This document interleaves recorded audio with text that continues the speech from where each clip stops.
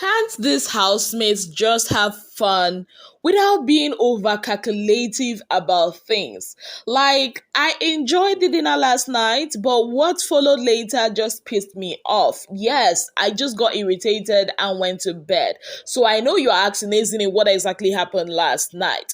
I'll tell you, but first of all, I'd like to welcome you to my channel. It's your girl, Ezine Williams. How are you all doing? Hope you guys are good. Hope you guys are fine. If you're new to this channel, kindly click on the subscription button, click on the notification bell to let you know whenever I post any new video. Okay guys, so in my video last night, we talked about the dinner and how Ebuka was the main course for me. Yes, don't come for me. Anyways, after that dinner with Ebuka and Gideon, it looks like the fun part of the dinner left, right? Because the housemates, no, it would be unfair to say the housemate and generalize it. I'll just say CeCe decided to bring some kind of wahala that we thought we are over and done with. She started rehashing what happened between her and Alex to Pere, basically trying, okay, the whole thing started because she was trying to let Pere know what he did to her, and she was asking, honestly, did Pere think that what he did was nice, and if he was being honest and all of that concerning that fight that happened in week 1 between her and Alex. Yes, guys. So she started saying a lot of things, saying her own version, narrating her own version about how everything went down.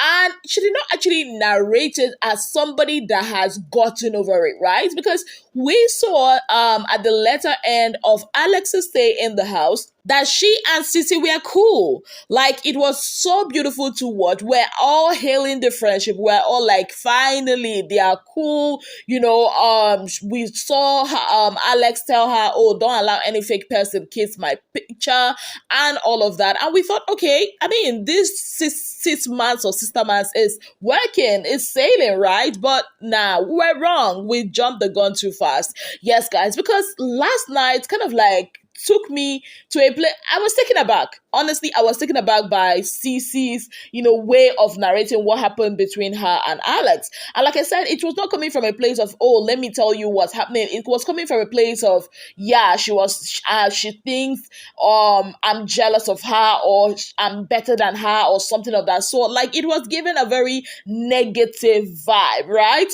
So she was, in the course of narrating her own version of what happened between her and Alex that week. Remember, that was the week they were to, is it that acting stuff, write a script or something, not the main acting. You remember week 1, Adegle was the head of house?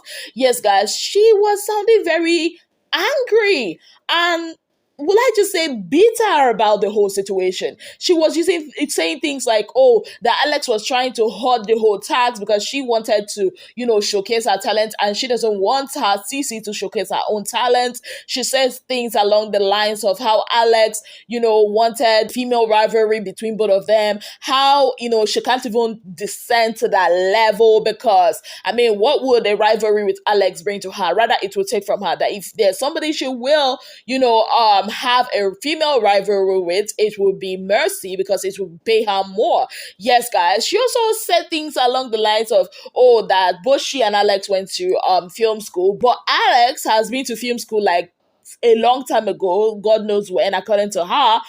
But because, she saw that CeCe also went to film school, she started to like talk about it as if it's recent, so that they will have issues and all of that. She started to use Pere to kind of like pepper her or something of that sort.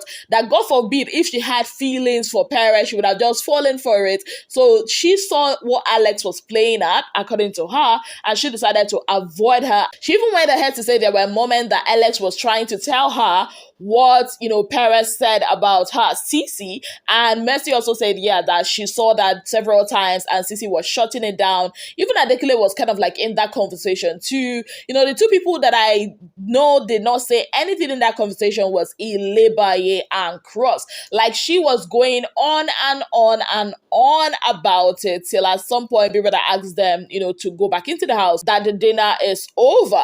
Now, that left a very bitter taste in my mouth because like I told you guys earlier, I actually thought we're done and over with that. I actually thought this is a fun week. It's your finalist week. Okay, yes, Alex is not in the finals, but you made it to the finals. I mean, shouldn't you just be basking in that? Like, shouldn't you just be enjoying that? But no, like, it's dawned on me that CeCe is a person that holds grudges. Like, she can hold grudges for years, oh, that babe. Because how can you tell me that something that happened in week one and both of you have sorted it out, both of you are good, is still paining you till now? What should Alex do for you to actually say, okay, I'm good with you? What should Parrot do for you to actually say, okay, Parrot, we are good? Like, it doesn't make any sense to me. How can a person be this? I don't know. Like, why she tighten her chest too much? These are the kind of things that you keep carrying issues like this in your head, imagining that people are against you. Like, it's just not cool, especially when you think that, or you say that you and that person are now cool. You and Alex might not be friends. I mean, it's not in any way mandatory that you guys are friends, but at least you guys were cordial. Like, it just didn't sit well with me last night. Now, aside that, another thing that happened last night was Ilebaye. Yes, I mean, Ilebaye is always happening every week. So what happened? So Ilebaye, at some point when they were playing a game, she left them and she was coughing profusely. And I think she said she couldn't breathe or something of that sort. At some point she was vomiting, which got the housemates concerned. They went to check on her. At some point, Mercy was there, took her to the diary room. At some point, she was brought out of the diary room. She actually vomited and threw up a lot. Then at some point, Mercy was with her, till she fell asleep and all of that. Now, if that was just the only thing that happened, I wouldn't be here talking about it, because it's not a new thing for Big Brother Naija housemates to throw up in the house, especially after they had something to drink, alcohol and all of that. Yes, but the way the other housemate took the whole thing was kind of like annoying. Like, some of them saying that, oh, maybe it's a strategy, for her to get attention, that she spoiled their game, that she wants everybody to be talking about her, that she could have easily gone back to sleep or gone back to bed. Like, it just wasn't right. Like, okay, I admire Mercy for actually taking care of her, but what she was saying afterwards, in my head, I'm like, you could have just left her, right? Like, yes, you wanted to help somebody. That's one thing I don't like, though. This is one thing I do not like. If you want to help somebody, help the person and leave it. Like, what is with helping somebody, then coming to the person's back and be saying a lot of things that are not right? It just didn't sit well with me. I was just like, everything this girl does is a strategy in that house for these people. Everything. Throwing up to is a strategy. Drinking alcohol is a strategy. Like, why? When will they stop? Where will they stop? It just doesn't make any sense. And in their discussion last night with Cross, Parrot, and Mercy, it's quite obvious that they think that Ilebaye will win the money. Now they are saying that, Ilebaye should not be given the money. Her parents should be the one to be given the money. I'm like, hey, now what for now? Like, I don't get it. Is it your money? Did people ask you people to contribute, to go and give another person? It doesn't make any sense. And CeCe on her own was just, everywhere saying, oh, it's a strategy. Oh, this, oh, shit. I'm like, which one is drinking alcohol is somebody's strategy again? Vomiting is a strategy. Hey, how many strategies does Ilebaye have? Like, at this point, we should be asking. The girl has a book of strategies. Like, Ilebaye should come out and write a book on how to strategize in Big Brother's house. Yeah, because I think they're giving her way too much credit. These are things that, if you look at Ilebaye, right? She's a smart girl. She's a very intelligent girl. She's smart. And looking at her from the beginning of the show, let's take our mind back. Ilebaye did not set out with any, very high IQ kind of strategy. No. She actually came with the strategy of flirting with guys. If you notice, like, we saw her, telling why money, I love you, telling this person, I love you, that was her strategy. That was the strategy I know. I can beat my chest and tell you this is what Ilebaye came with. But the strategies did not work, because most of the people she had in the house with her were looking down on her level, that is her season rather. They were looking down on her. They just felt like, who is this one? Who is this toddler in a China shop, according to Venita? Who is this low-hanging fruit, according to Kid Wire? So they were being very condescending in their words and actions towards her. Day after day, that condescending attitude continued. I think it kind of like peaked, is it second or third week, with the whole planning for her to get the third strike and all of that. So of course, I mean, she saw that they were being condescending towards her. She saw an opportunity, that is, if she saw it, or from her own angle, I think she actually saw it, and she said, okay, fine, I'm going to play this game like this with you guys. You think I'm the mouse in here? I'll be that mouse, and you be the cat, and I'll see if you guys can catch up with me, right? That was it. Like, they're saying she's playing a victim game. Who actually started it? They did. Without an oppressor, there won't be a victim. Like, it's just tiring that these guys don't catch up fast with this whole thing. They created this game for Ilebaye. If Ilebaye wins this money tomorrow, I kid you not, these guys gave her the money. Knowingly or unknowingly, they did, with their actions, with their words, with how they attribute these things to her. Oh, she's doing this because of strategy. Most of these things are things that Ilebaye did in Level Up season. The reason why a lot of people do not notice or did not notice was because she just stayed for 3 weeks.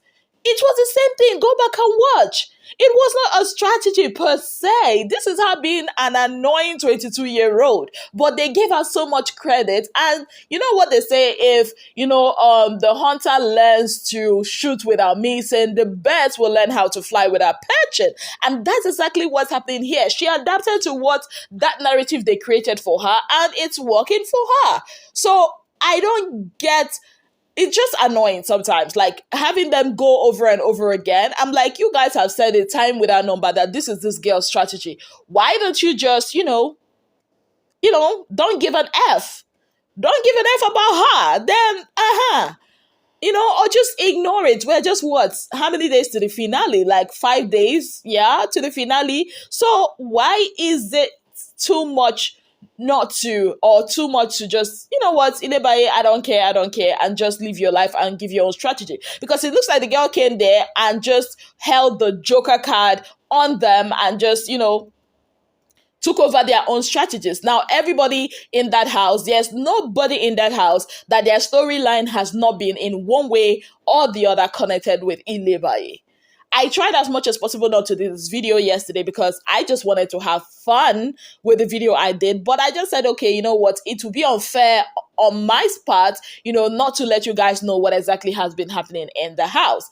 Yes, guys. Now, aside from that, today is a good day. Hopefully, they will have much more fun today because Lipton has come knocking on their doors. Yes, guys, it's going to be a Lipton party. Now, you all know with Lipton tags, it's always fun. Yes, and Lipton has already selected outfits for them. I saw some of the outfits and I'm like, this is going to be interesting. I'm liking it already. It's going to have like this whole cultural vibes. So I'm up for it. Are you? That's the question. Are you prepared for what your housemates are going to be doing in collaboration with Lipton today? Trust me, you do not want to miss that task. Yes, guys. On that note, I'd like to say a very big thank you to you all for being part of my channel. If you have not yet subscribed, what exactly are you waiting for? Kindly click on the subscription button, click on the notification bell to let you know whenever I post any new video. Until I come your way again, I remain your darling girl, Izine Williams.